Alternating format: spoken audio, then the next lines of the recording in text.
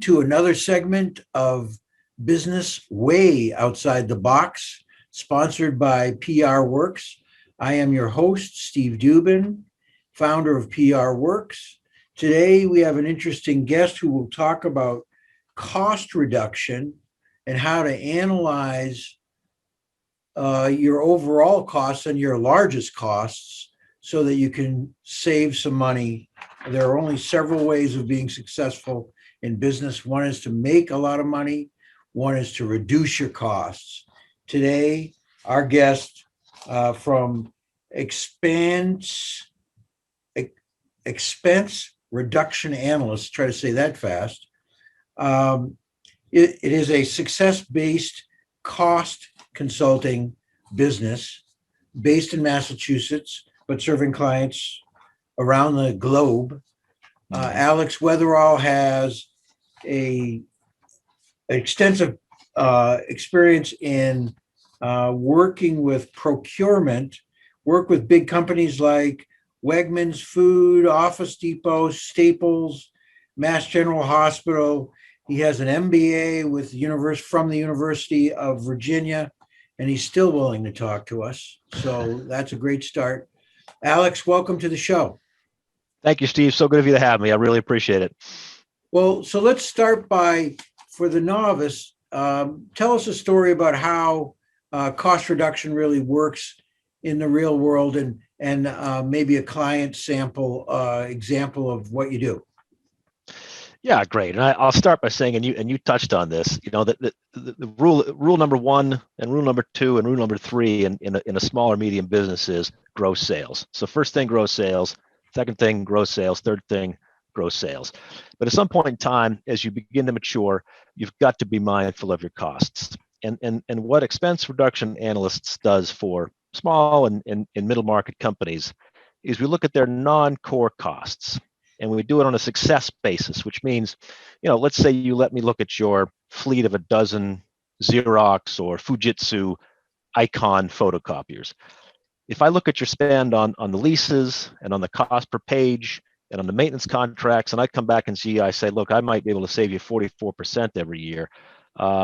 If I implement those savings and I'm right, then the way we work is we'll split those savings with you half and half for the next 24 months. So that's our definition of success. We only benefit if we find ways for our clients to save money and cut costs.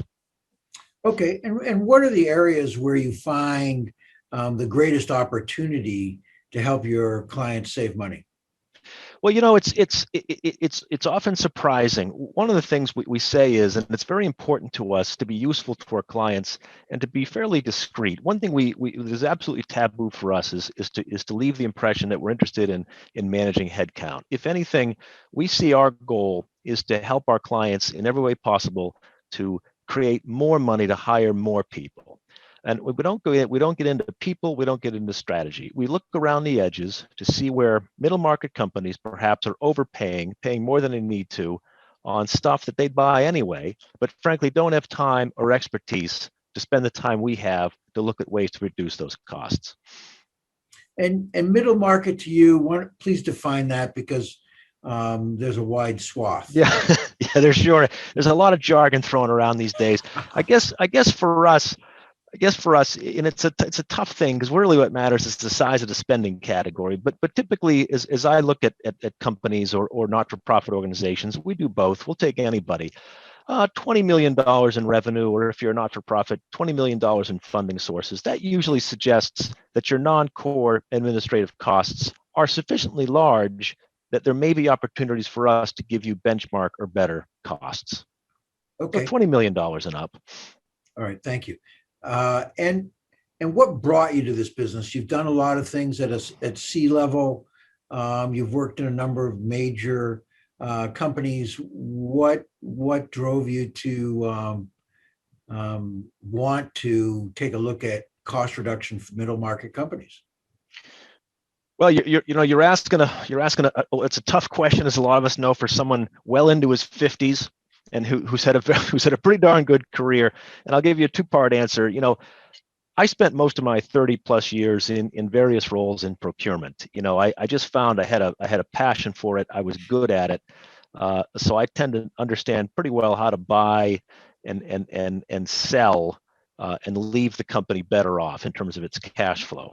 And so when my formal career sort of ran out of options, let's just say that, Steve, I looked around and I found this opportunity because the way that expense reduction analysts brings value to clients is sort of exactly consistent with how I spent a great deal of my career, whether it was buying oils in the food business, whether it was buying office products, whether it was buying pharmaceuticals or medical supplies. The discipline and the instincts and the way you train and develop your people really are the same. There's a lot of carryover. So I'm finding this to be a great deal of fun for me. Okay, great. And so, staying with that topic, if you were to give somebody sort of step one or the first tip on where do we start, and instead of just sending you all of their raft of bills, where is the sort of the big ugly black hole that tends to suck up expenses beyond what is reasonable for those middle market companies? It's such a perceptive question, and you touched on something earlier, and I give you a partial answer. And I said one area we're not interested in is headcount. We're not interested in people. We want to create opportunities to add people.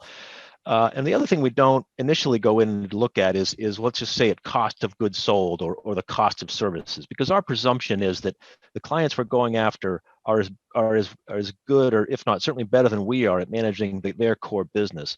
Where I think we have opportunity to help is managing aspects of their P&L that's not core. And so actually, believe it or not, the best way for us to start is we ask a CFO or a business owner, we say, look, just give us an accounts payable feed for the most recent 12 months, sorted by spend and by vendor. And we'll take that away for a week or so. And we'll be very honest with ourselves. We'll look and see, what do they spend on photocopiers? What do they spend on utilities? What do they spend on leases? What do they spend on property and casualty insurance? And we'll compare that to our experience and our benchmark notion of what a similarly sized organization should be spending. And we'll come back and be very honest. We'll say, look, you run a really good ship. We can't help you. And far more often, we'll say, you know what? You do an awfully good job. There are 4 or 5 categories where we would suggest you give us a closer look. And that's how it is, Steve. As I say, we're not going to spend a lot of time where we don't see much opportunity, because we only get compensated when we find ways to save money. So we'll part company and give you a pat on the back and say, nice job. You don't need our help. Doesn't happen so often, but we're happy to do it. And so that's my question.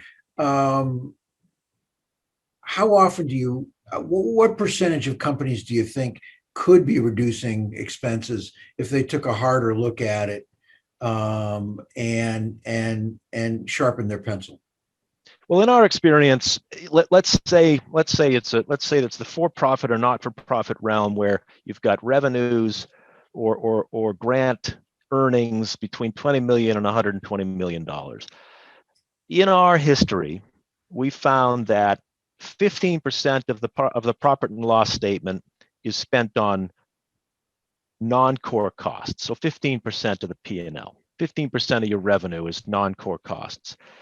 And what we found is when we get a look at the accounts payable feed, we'll find on average just short of 20% savings in any particular category we go after.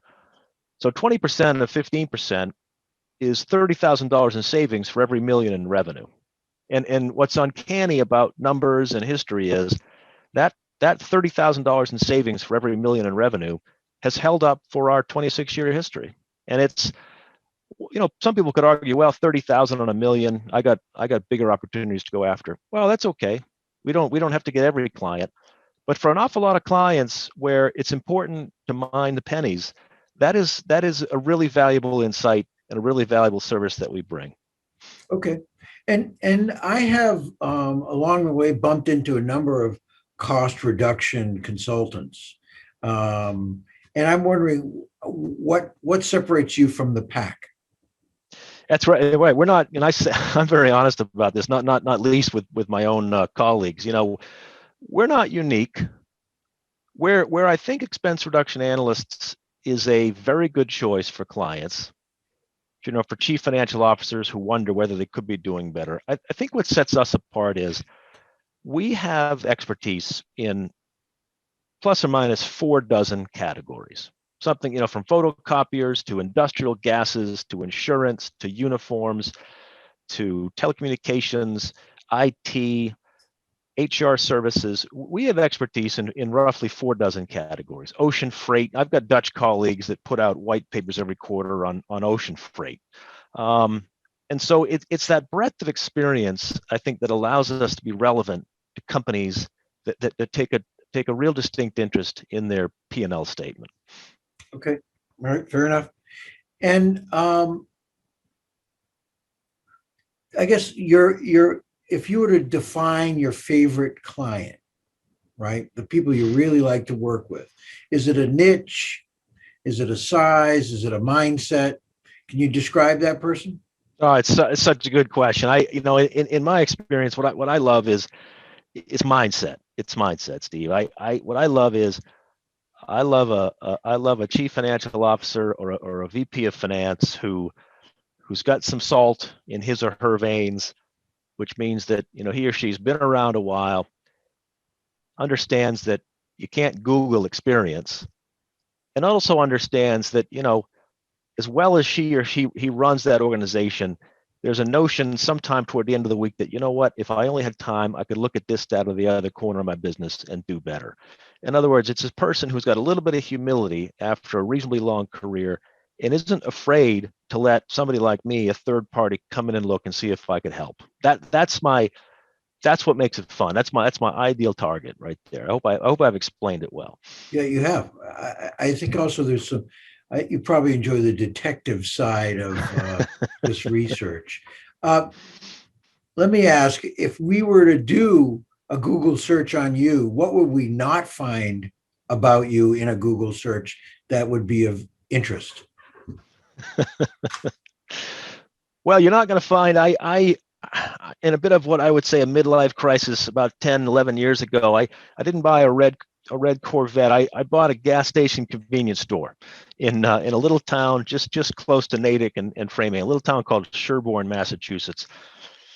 And I can't tell you how many times we'd lie in bed and my wife would look at the ceiling and say, "Why did you buy that gas station?"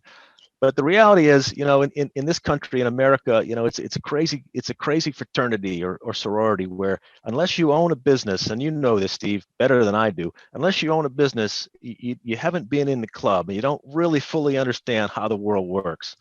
So there's been a lot of blood, sweat, and tears, but I'm in the club. How's that? Yeah, no, I think the same can be said for parenthood. Some people want you to be in the club so they know that you've had sleepless nights and joyous ones as well. That's right. You got it. Yeah. Okay. And then if money were not an issue, what would you be doing tomorrow? Yeah, I do think about that quite a bit. I would still do it.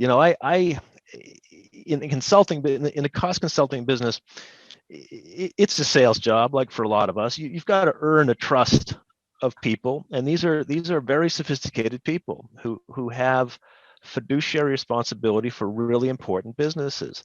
And so our sales cycle, earning the trust of a client, takes a long time. But I kind of like it. I'll tell you, it doesn't feel like work to me. I send letters, I make phone calls, I meet people through networking groups. It isn't work, Steve. It's kind of a gas. There are some moments, particularly in a cold, gray February, where you think, man, oh man, this is tedious. But if you like people and you like leaving things better than you found it, the work I do is very rewarding. I'd stick with it. All right, great. Well, that sort of brings us to our conclusion. We wanted to let people know how the easiest way to find you so they can get more information about what you do and how you do it. What's the best way to reach you? LinkedIn. I'm on LinkedIn. I probably could use some aesthetic judgment on my LinkedIn landing page, but I'm there. Alex Weatherall. My cell phone is 857-636-8867. Feel free to call me. I'd love to talk. Always want to meet new people. Well, wonderful. Thank you for spending some time with us today, and I look forward to sharing clients with you in the near future. Thank you, Steve. So grateful for you to have me. I really appreciate it. All right, thanks.